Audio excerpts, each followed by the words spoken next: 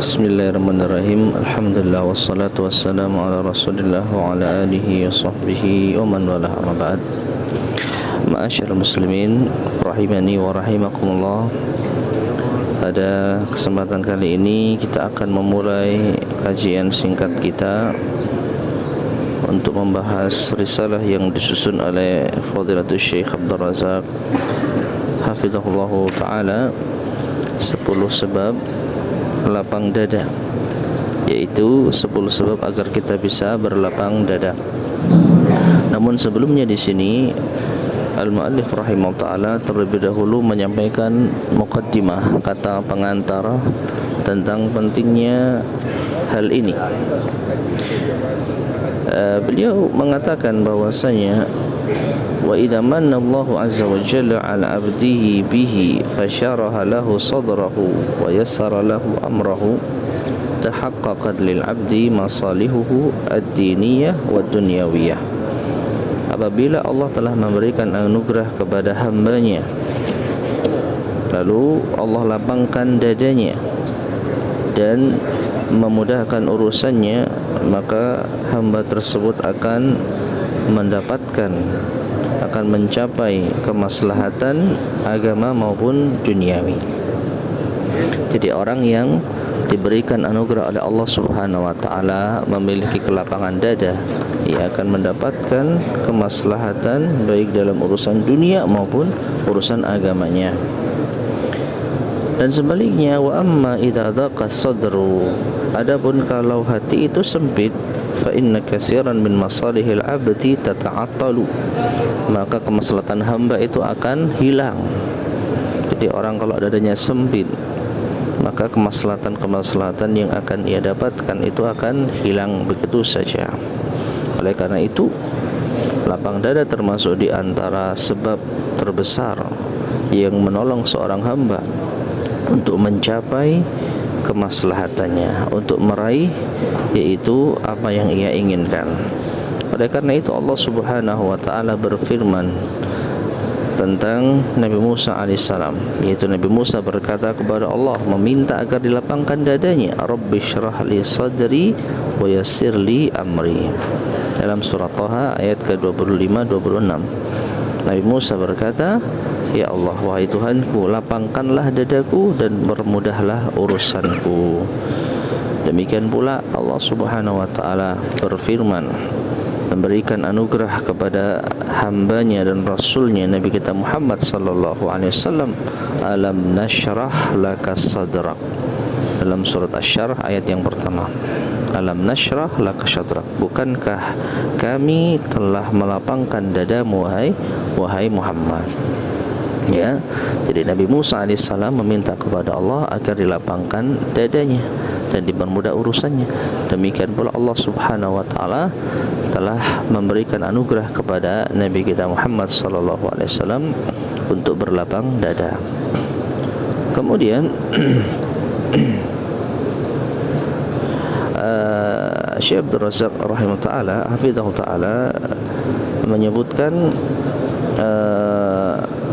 perkataan Imam Ibnul Qayyim rahimahullah taala tentang hal ini. Fa syarhu sadri min a'zami asbabil huda, maka lapang dada itu termasuk di antara sebab terbesar teraihnya petunjuk hidayah, wa tadyiquhu min asbabid dhalal, dan sebaliknya sempitnya dada itu di antara sebab kesesatan. Kama anna syarhahu min ajallin ni'am wa tadyiquhu min a'zamin niqam, sebagaimana lapang dada itu di antara nikmat terbesar dan sempitnya dada termasuk di antara niqam terbesar, itu azab atau hukuman yang terbesar. Nah, kemudian ma'asyar muslimin rahimani wa rahimakumullah, di antara hal yang perlu kita perhatikan pula ada dua perkara penting, ya. Bahkan Syekh Abdul Razak hafizahullah taala menyebutkan dua perkara ini akan menjadi rujukan utama pembahasan kita dalam risalah ini. Jadi 10 sebab lapangnya dada itu kalau diringkas itu kembali kepada dua perkara, ya, dua sebab utama. Fal amrul awal, yang pertama, anna insyirah sadri la yunalu illa bi taufiqillahi ta'ala wa i'anatihi lil abdi. Yang pertama, bahwasanya lapang dada itu tidak akan diraih kecuali dengan taufik dari Allah Subhanahu wa taala dan pertolongan Allah kepada hambanya. Ya. Jadi ini sebab utama lapang dada itu adalah taufik dari Allah Subhanahu wa taala. Kalau Allah tidak menghendaki orang itu memiliki kelapangan dada, maka orang itu akan senantiasa memiliki dada yang sempit. Ya. Wal amru tsani, sedangkan sebab utama kedua adalah anna hadhil minnah wal hibah min Allah Subhanahu wa ta'ala la tata'atta illa bi ta'atihi wa luzumi syar'i. Bahwasanya anugerah karunia dari Allah ini, lapang dada merupakan anugerah dan karunia dari Allah ini, la tata'atta, tidak akan diraih illa bi ta'atihi wa luzumi syar'i, kecuali dengan mentaatinya dan melazimi syariatnya. Maka dua hal ini sangat berkaitan, ma'asyar muslimin rahimani wa rahimakumullah. Orang yang ingin mendapatkan kelapangan dada, maka dia adalah orang yang menjaga syariat Allah, mencoba untuk senantiasa taat kepada Allah Subhanahu wa taala. Dengan demikian Allah akan berikan ia anugerah berupa kelapangan dada. Jadi ini saling berkaitan. Orang yang ingin mendapatkan kelapangan dada, ingin mendapatkan nikmat karunia berupa kelapangan dada, maka dia harus menjaga syariat Allah, dia harus taat kepada Allah Subhanahu wa taala. Kemudian Syekh Abdul Razak juga membawakan penjelasan Imam Al-Qayyim rahimahullahu taala tentang lapang dada ini. Waqad dzakara al-'allamatu Ibnu Al-Qayyim rahimahullah, Imam Ibnu Al-Qayyim rahimahullah telah menyebutkan anna halal 'abdi fil qabri ka halil qalbi fis sadri na'iman wa 'adzaban wa sijnan wa intilaqan.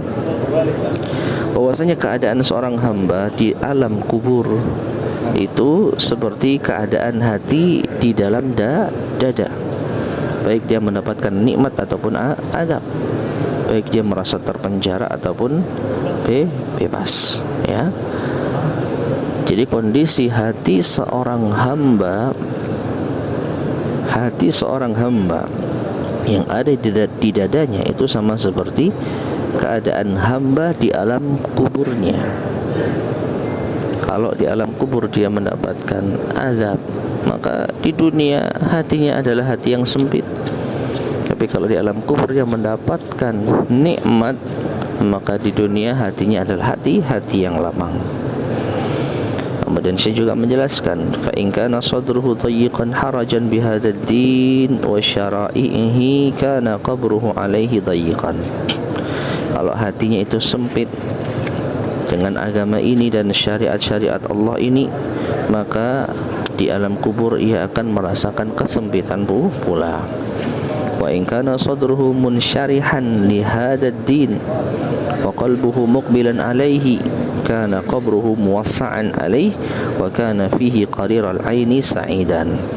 Dan kalau dadanya itu lapang dengan menerima agama ini, dia merasa lapang dada dengan syariat Allah Subhanahu wa taala dan hatinya menerima, maka nanti di alam kubur ia akan mendapatkan kelapangan, dan itu akan menjadi penyejuk matanya di dalam kebahagiaan. Ma'asyar muslimin rahimani wa rahimakumullah. Kemudian Syekh Abdul Razak hafizahullah ta'ala menyebutkan bahwa ada tiga sebab terbesar, atau ada tiga tanda yang jelas orang yang mendapatkan anugerah memiliki kelapangan dada. Beliau menyebutkan al-awwal, yang pertama, an yuqbila ala daril khuludi wal baqa. Orang yang meraih kelapangan dada itu memiliki tanda yang jelas. Yang pertama adalah orang tersebut senantiasa yuqbilu ala daril khuludi wal baqa, senantiasa menambatkan hatinya kepada negeri kekal, yaitu surga. orang yang memiliki prioritas utama berupa surga, maka ini tanda orang yang memiliki kelapangan dada.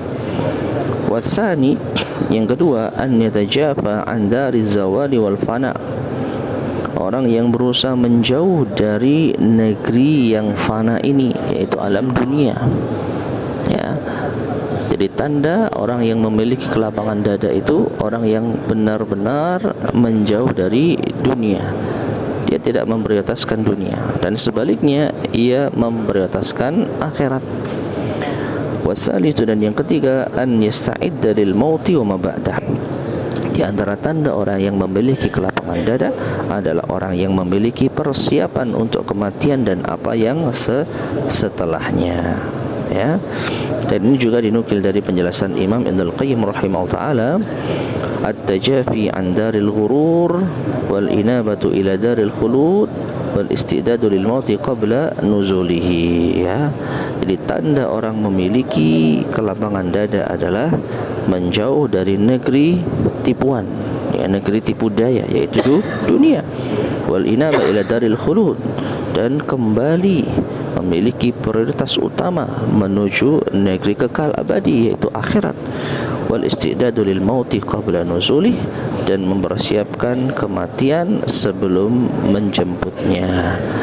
Ma'asyar muslimin rahimani wa rahimakumullah, inilah muqaddimah singkat tentang kajian kita atas kitab atau risalah yang disusun oleh Syekh Abdul Razak hafizallah, Asyru Asbabin Linsirahis Sadr, 10 sebab agar kita memiliki kelapangan dada, ya. Dan tadi sudah kita terangkan, itu ringkasan dari pertemuan kita di kali ini. Yang pertama, lapang dada adalah sebab terbesar kita meraih kemaslahatan, dan sebaliknya sempitnya dada ini bisa menyebabkan kita kehilangan kemaslahatan. Demikian pula lapang dada adalah sebab kita mendapatkan hidayah, dan sebaliknya sempitnya dada adalah sebab kita tersesat. Kemudian juga dua perkara penting, ya, yang paling utama agar kita mendapatkan kelapangan dada. Yang pertama, taufik dari Allah, bahwasanya lapang dada itu adalah taufik dari Allah. Dan yang kedua, kita meraih kelapangan dada dengan ketaatan kepada Allah Subhanahu wa taala. Dan yang terakhir, 3 tanda orang yang mendapatkan kelapangan dada. Yang pertama, dia adalah orang yang memprioritaskan akhirat, dia orang yang menjauh dari dunia. Dan yang ketiga, orang yang mempersiapkan kematian sebelum tiba. Wallahu ta'ala alam bisawab. Wa sallallahu wasallam ala nabiyyina Muhammad wa ala alihi wa sahbihi ajma'in. Wa akhiru da'wana anil hamdulillahi rabbil alamin.